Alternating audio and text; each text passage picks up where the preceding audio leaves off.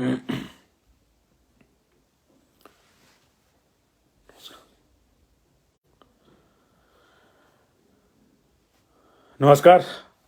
बहुत बहुत स्वागत है आप लोगों का। आप फेसबुक पर हैं और पंजाब किसी टीवी हिमाचल देख रहे हैं। रात का न्यूज़ बुलेटिन लेकर मैं आपके साथ हूं, संजीव शर्मा। आप जल्दी से जल्दी जुड़ जाइए और इसको काइंडली शेयर भी कर दीजिएगा। दिन भर की तमाम बड़ी खबरों पर चर्चा करेंगे, एक एक करके सभी खबरों पर आएंगे। Ranjit Singh Raju ji, thank you very much. Good evening, how are you, कैसे हैं आप?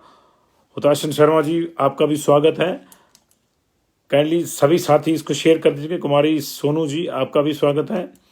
हर्ष Gupta ji, thank you very much for watching us. Sunil Sharma ji जुड़ गए, good evening to you. Yashpal Rao देख रहे हैं, thank you very much. Rajesh Gangotra ji, आपका भी स्वागत है। आप कैसे हैं? सब ठीक ठाक हैं? देश आज 74वां गणतंत्र दिवस मना रहा है और देश और प्रदेश में इस गणतंत्र दिवस समारोह की धूम आप सुबह से ही देख रहे हैं, धूम मची हुई है। राष्ट्रपति महामहिम द्रौपदी मुर्मू ने आज कर्तव्य पथ पर राष्ट्रीय ध्वज फहराकर इस समारोह की शुरुआत की थी। उसके बाद तमाम राज्यों में भी ये समारोह देखने को मिला। हिमाचल प्रदेश में भी आज मौसम ने सबका साथ दिया और इस मौके पर जो है सभी जगहों से अच्छा समारोह जो है वो देखने को सब जगह लोगों को मिला। और आज कर्तव्य पथ पर सबसे पहले महामहिम को 21 तोपों की सलामी दी गई। इसमें विशेष बात यह थी कि ये विशुद्ध भारतीय तोपें पहली बार जो थी वो सलामी दे रही थी। 105 mm की भारतीय फील्ड गन के साथ सलामी दी गई। इससे पहले पुरानी ब्रिटिश काल की बनी हुई 25 पाउंडर तोपों के साथ सलामी दी जाती थी, जिनकी जगह अब 105 mm की भारत में बनी तोपों ने ली है। 871 फील्ड रेजिमेंट की सेरेमोनियल बैटरी तोपों द्वारा ये सलामी दी गई है, जिसकी कमान लेफ्टिनेंट कर्नल विकास कुमार के पास थे और गन पोजीशन ऑफिसर जो थे वो नायब सूबेदार अनूप सिंह थे। इसके बाद पूरे देश में भी समारोह हुए और प्रदेश में भी हुए। प्रदेश का जो मुख्य समारोह था हमारा वो शिमला में हुआ, जहां राज्यपाल राजेंद्र विश्वनाथ अर्लेकर ने राष्ट्रीय ध्वज फहराया और उनके साथ इस मौके पर मुख्यमंत्री सुखविंदर सिंह सुक्खू स्वयं मौजूद थे। इसके अलावा अगर हम बाकी बातों की इसमें करें तो इसमें उन्होंने परेड का सलामी ली। परेड का नेतृत्व जो है 22 जम्मू कश्मीर राइफल्स के परेड कमांडर लेफ्टिनेंट करण गोगना ने किया। समारोह में मुख्यमंत्री के अलावा दूसरे गणमान्य लोग भी थे। मार्च पास्ट में सेना, भारतीय तिब्बत सीमा पुलिस ITBP, हिमाचल प्रदेश सशस्त्र पुलिस, उत्तराखंड पुलिस, गृह रक्षक, अग्निशमन सेवाएं, डाक सेवाएं, आपदा प्रबंधन, पूर्व सैनिक, NCC व NSS और भारत स्काउट एंड गाइड की टुकड़ी ने हिस्सा लिया। प्रदेश सरकार की विकासात्मक योजनाओं और कार्यक्रमों पर दर्शकों को लुभाने के लिए झांकियों का भी इसमें जो है प्रदर्शन किया गया और सूचना एवं जनसंपर्क के बैनर तले तमाम जो जिले थे उनके सांस्कृतिक दलों ने अपनी अपनी प्रस्तुतियां दी और लोगों की वाहवाही बटोरी। मुख्यमंत्री के प्रधान सलाहकार नरेश चौहान, संसदीय सचिव मोहनलाल ब्राक्टा, विधायक हरीश जनार्था, पुलिस महानिदेशक संजय कुंडू, वरिष्ठ नागरिक, पुलिस और सैन्य अधिकारी, गणमान्य व्यक्ति जो इस लोग पर उपस्थित थे। उसके बाद राज्यपाल ने अपने राजभवन में एट होम का आयोजन किया और वहां पर भी मुख्यमंत्री ने हिस्सा लिया। उनके साथ एट होम में पंचायती राज मंत्री अनिरुद्ध सिंह भी शामिल हुए। इसके अलावा आर्मी के लेफ्टिनेंट कर्नल GOC इन सी, आरट्रैक के लेफ्टिनेंट जनरल SL महल भी मुख्यमंत्री के जो है इस राज्यपाल की एट होम में शामिल हुए। मुख्यमंत्री के प्रधान सलाहकार मीडिया नरेश चौहान भी इस सब उपस्थित थे। अन्य गणमान्य व्यक्ति भी जो थे और खास तौर से जिन बच्चों ने और जिन सांस्कृतिक दलों ने रिज पर प्रस्तुतियां दी उनको भी एट होम में गवर्नर साहब ने बुलाया और उनके साथ फोटो खिंचवाया गया था। आज की अगर दूसरी बड़ी अचीवमेंट की बात करें तो देश को पहला नेजल कोविड वैक्सीन भी आज मिल गया है। केंद्रीय स्वास्थ्य मंत्री मनसुख मांडविया और science technology minister Jitendra Singh ने दुनिया की पहली, देश की ही नहीं पहली, दुनिया की भी पहली है ये इंट्रानेजल कोविड वैक्सीन IN कोवैक को लॉन्च किया। और कोवैक्सीन बनाने वाली हैदराबाद की भारत बायोटेक ने इसे Washington university school of medicine के साथ मिलकर बनाया है और इसे, जैसे कि नाम ही है इसका नेजल वैक्सीन, तो इसे नाक से लिया जा सकता है और उसको बूस्टर डोज के तौर पर भी लगाया जा सकेगा। ये जो है बड़ी अचीवमेंट है और इसके 5 फायदे जो है ये है कि एक तो इंजेक्शन से वैक्सीन लगाने की जरूरत नहीं है, हेल्थ केयर वर्कर्स को ट्रेनिंग की जरूरत नहीं होगी, सांस से संक्रमण का खतरा कम हो जाएगा, वैक्सीन वेस्टेज की संभावना घटेगी और स्टोरेज की समस्या भी जो है वो कम हो जाएगी। अभी इसके जो रेट्स हैं सरकारी अस्पतालों में 325 रुपये आपको खर्चने पड़ेंगे इसके लिए और प्राइवेट अस्पतालों में इसके लिए 800 रुपये चुकाने होंगे। और खास तौर से जो लोग सुई लगने से डरते हैं उनके लिए जो है ये एक बड़ी सौगात है नेजल वैक्सीन। तो ये जो है आज से मार्केट में आ गई है। दुनिया में पहली नेजल वैक्सीन है ये, और ये भी भारत ने ही डेवलप करी है। भारत ने लगातार कोविड के साथ जो है जंग लड़ने में पूरी दुनिया के लिए जो है वैक्सीन का स्टॉक उपलब्ध करवाया है। और अगर हम दूसरी खबरों की बातें करें तो सुखू सरकार ने हिमाचल प्रदेश के 11 लाख से अधिक एपीएल उपभोक्ता जो पीडीएस के हैं उनके लिए एक बड़ी राहत वाला फैसला लिया है। उनका आटे और चावल का कोटा बढ़ा दिया गया। इसके बारे में जो है बाकायदा सूचना जारी कर दी गई है और सभी डिपो संचालकों को जो है ये ताकीद की गई है कि एपीएल परिवारों को प्रति परिवार 13.5 किलो के बजाय फरवरी माह के कोटे में जो है राशन में 15 किलो गेहूं का आटा दिया जाए। और यही नहीं, जो चावल भी उनको दिए जाते थे उसमें भी जो है आधा किलो ज़्यादा दिए जाएं प्रति परिवार। पहले 6.5 किलो दिए जाते थे, अभी 7 किलो दिए जाएं। तो ये बड़ी बढ़ोतरी करी है और ख़ासतौर से आटे के बढ़ते दामों से परेशान लोगों को जो है मिडिल फैमिलीज को इससे थोड़ी राहत मिलेगी। और 13.5 के बजाय 15 दिया जाएगा, 1.5 किलो आटा ज़्यादा मिलेगा। 9.5 रुपये की दर से ये आटा जो है उनको मिलता है और फरवरी माह से इसको मिलना जो है ये शुरू हो जाएगा। तो ये थोड़ी सी राहत मुझे लगता है कि है, क्योंकि हाल ही में राशन थोड़ा महंगा हो गया था पीडीएस का भी, उसको लेकर भी कुछ कवायद चली हुई है, उस पर भी चर्चा कराएंगे। उधर जो बागवानी तकनीकी मिशन है राज्य का, उसको लेकर भी राज्य सरकार ने ये कहा है केंद्र से कि इसको थोड़ा एक्सटेंड किया जाए, क्योंकि उसका कार्यकाल जो है, इसका जो टाइम लिमिट जून में पूरी हो रही है, जून 23 में। और ये 1134 करोड़ का ये हॉर्टिकल्चर डेवलपमेंट प्रोजेक्ट है, जिसको बागवानी मिशन के नाम से भी जाना जाता है। लेकिन अभी इसका जो बजट है वो 70% खर्च हुआ है। तो इसका जो वित्त पोषण है वो वर्ल्ड बैंक कर रहा है। और ऐसे में एक्सटेंशन मांगने से पहले वर्ल्ड बैंक की टीम भी हिमाचल आकर इसको रिव्यू कर चुकी है और उसके बाद ही ये एक्सटेंशन के लिए पत्र लिखा गया। तो माना जा रहा है कि एक्सटेंशन मिल जाएगी। 2017 में ये प्रोजेक्ट मंजूर हुआ था। शुरू में बड़ी धीमी गति से चला और पहले 3 साल में यानी 20 तक जो है इसमें सिर्फ 25% बजट खर्च हुआ था। उसके बाद कोविड आ गया तो 2 साल में उसका भी फर्क पड़ा। लेकिन कोविड के दौरान भी जब सेकंड वेव के बाद थोड़ा सा खुला था मामला, उसके बाद अच्छा काम इसमें हुआ। तत्कालीन जो चीफ सेक्रेटरी थे अनिल खाची, उन्होंने टारगेट इसमें तय कर दिए थे लोगों विभाग के, और उसके तहत अच्छा काम हुआ है। और यही वजह है कि तेजी से इसका बजट जो है खर्च हुआ है। लेकिन फिर भी वो कोविड का जो समय है अगर उसको भी निकाल लें तो 30% उसी लिहाज से मिल जाना चाहिए। तो माना जा रहा है कि वर्ल्ड बैंक इसको एक्सटेंशन जो है, केंद्र जो है इसको वर्ल्ड बैंक वाले प्रोजेक्ट को एक्सटेंशन दे देगा। इसमें मूल रूप से सेब की खेती पर फोकस किया गया है बागवानी मिशन में। और क्लस्टर में सेब की हाई डेंसिटी प्लांटेशन के अलावा सोलर फेंसिंग, ड्रिप इरिगेशन और उन किस्म का प्लांटिंग मटेरियल जो है वो बागवानों को दिया जा रहा है। पिछले 5 सालों की अगर बात करें तो 2017 से 22 तक अमेरिका और इटली से लगभग 12 लाख विभिन्न किस्मों के सेब के जो पौधे हैं और वो रूट स्टॉक है वो आयात किया गया है और बागवानों को प्रोपोगेट करके दिया गया है। इस साल भी 20 लाख पौधे जो हैं वो देने का लक्ष्य रखा गया है। तो एक बड़ा प्रोजेक्ट है। हिमाचल की आर्थिकी का मुख्य हिस्सा जो है वो बागवानी है। तो ऐसे में जो है अगर इसको एक्सटेंशन मिल जाती है तो निश्चित तौर से बागवानी सेक्टर में एक लाभ होगा।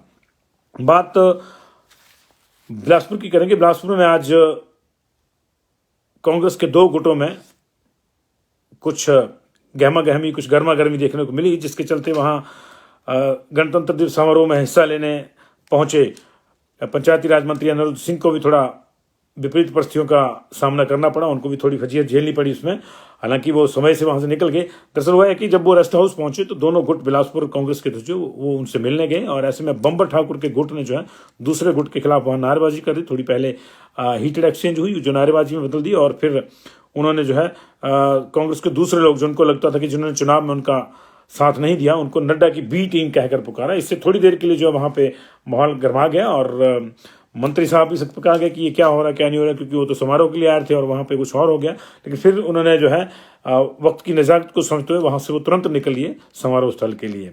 तो ये जो है आज के एक ऑड अखबार जैसा जो खबर थी उसकी चर्चा थी। वैसे बाकी अगर बात करें गणतंत्र दिवस समारोह की तो तमाम जो दूसरे मंत्री थे, उप मुख्यमंत्री शिमला में मौजूद थे, उप मुख्यमंत्री ने ऊना में झंडा फहराया, चंद्र कुमार ने धर्मशाला में, शांडिल ने सोलन में, हर्षवर्धन चौहान ने नाहन में, जगत सिंह नेगी ने किन्नौर में, रोहित ठाकुर ने मंडी में जो है परेड की सलामी ली और ध्वज फहराया, अनिरुद्ध सिंह ने बिलासपुर में, वो वहाँ बिलासपुर पहुंचे थे और विक्रमादित्य सिंह केलंग गए थे और इनकी ड्यूटी वहाँ केलंग में लगी थी। तो उन्होंने कहा कि वहाँ केलंग में जो है ध्वज फहराया और परेड की सलामी ली। मौसम की बात करेंगे। अभी मौसम फिर से करवट बदल सकता है। हालांकि आज अच्छी धूप खिली थी और कल भी धूप खिली रहेगी, ऐसा मौसम विभाग ने कहा है। लेकिन परसों यानी 28 तारीख से फिर से मौसम करवट लेगा। 28-29 तारीख को फिर से येलो अलर्ट जारी किया गया है, जिसके चलते उच्च पर्वतीय भागों में 29 व 30 को खासतौर से भारी बर्फबारी और बारिश का अलर्ट जारी किया गया है। लेकिन ओवरऑल अगर बात करें तो पूरे प्रदेश में कुछ जगहों को छोड़कर मैक्सिमम जगहों पे या तो बारिश होगी या बर्फबारी गिरेगी। तो इससे जो है एक बार फिर से अलर्ट ये जारी किया गया है और इससे हालात फिर से खराब हो सकते हैं। हालांकि आज हल्की सी अंगड़ाई मौसम ने जब धूप खिली तो थोड़ी राहत लोगों ने महसूस की थी, लेकिन ये राहत मुझे लगता है कि अगर 2 दिन बाद दोबारा से उसी स्पेल को वापस आना है तो ये ज़्यादा देर लंबी नहीं रहेगी। हालांकि ठंड का प्रकोप आज थोड़ा सा कम दिखा। शिमला के न्यूनतम तापमान की बात करें तो 2.5 आंका गया सुबह 4 बजे के आसपास, सुरेंद्रनगर का 6, भुंतर का 5.2, कल्पा का -2.5, धर्मशाला का 5.2, ऊना का 8.7, नाहन का 10.5, पौंटा साहिब का 11, सराहन में 0.0 सब जीरो टेम्परेचर, नारकंडा में -1.2, कुकुमसेरी उदयपुर के पास -2.5, जुबरहट्टी में 5.6, कुफरी में 0.1 और डलहौजी में जो है 0.9 डिग्री टेम्परेचर ये दर्ज किया गया। अभी एक नई जो अभी डेवलपमेंट हुई है ये है कि सुंदरनगर के पूर्व एमएलए और इस बार जो कांग्रेस के प्रत्याशी थे उनको कोऑपरेटिव बैंक का चेयरमैन बनाया गया है, सोहनलाल ठाकुर को। और एक अभी भी एक जो है नियुक्ति हुई है। The Governor of Himachal Pradesh is pleased to order that Shri Rajiv Sharma, IAS, Secretary Ayush Printing and Stationery and Youth Services to the Government of Himachal Pradesh, who is holding additional charge of the post of Secretary Lokayukta Himachal Pradesh and Secretary Human Rights Commission Himachal Pradesh Shimla, shall also hold the post of secretary MPP and NCES. तो इनको जो है बिजली विभाग का, जो ऊर्जा विभाग का भी सेक्रेटरी बनाया गया है राजीव शर्मा को। ये एक नई आज की सूचना है और एक सूचना जो है और भी हुई है, उसकी भी मैं आपके साथ चर्चा करना चाहता हूं।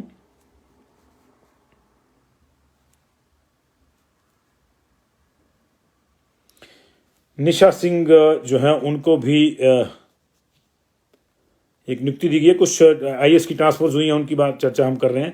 निशा सिंह को जो है जो प्रिंसिपल एडवाइजर थी ट्रेनिंग एंड फॉरेन प्रिंसिपल जो एडवाइजर थी सरकार की, मिसेस निशा सिंह, उनको जो है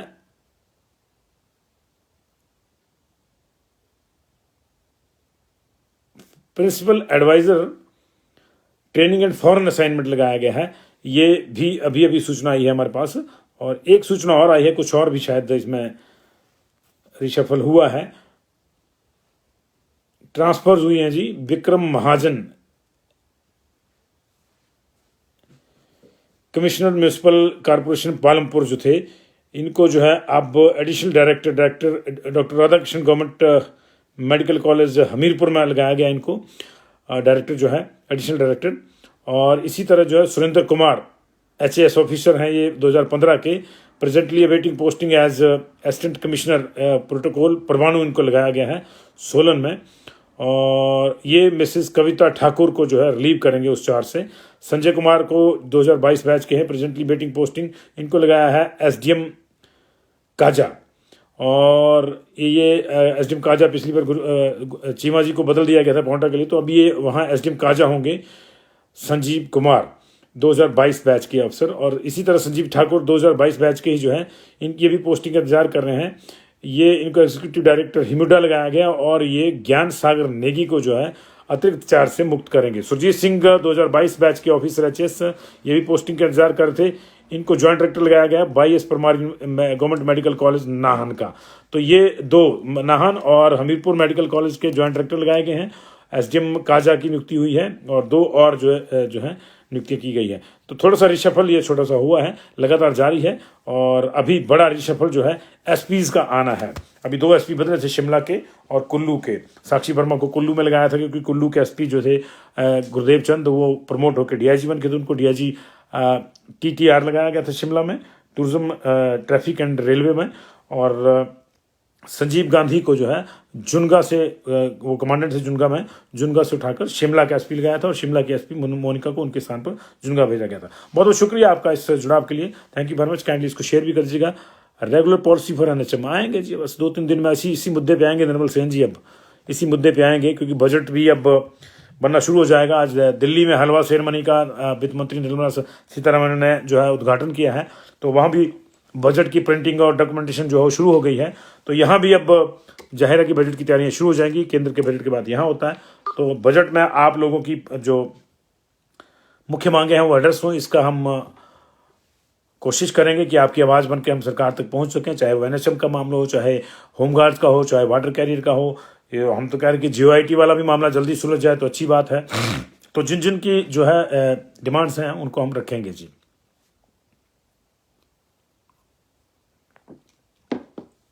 जी करण जी, हमारे ध्यान में है एनएचएम का।